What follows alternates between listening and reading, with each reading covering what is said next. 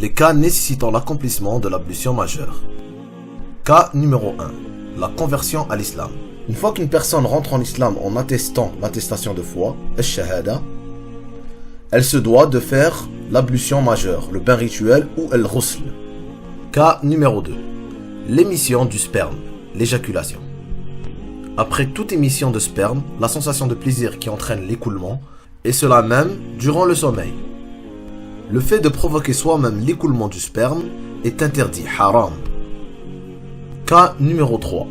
Les rapports intimes entre époux. Lors de l'acte entre époux, le ghusl doit être fait lorsque les deux parties intimes se rencontrent.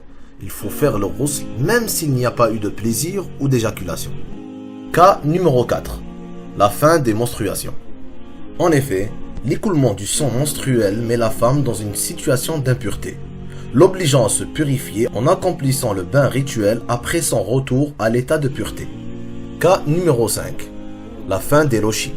Comme dans le cas des menstruations, les lochis, qui sont les pertes de sang après l'accouchement, met la femme dans une situation d'impureté. Donc, de même, elle doit faire el-ghusl, les ablutions majeures. Cas numéro 6. Avant la prière de Jumu'ah.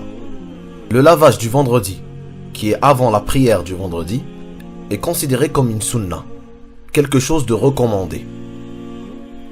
Le prophète sallallahu alayhi wa sallam a dit: il est un devoir à tout pubère de se laver pour la prière du vendredi. Bukhari et Muslim. Voici les actes interdits à la personne en état d'impureté majeure.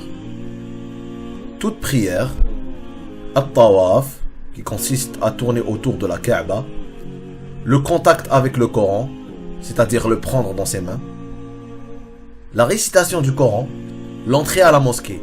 Il est interdit lorsqu'on est en état d'impureté majeure de rentrer à la mosquée et de s'asseoir.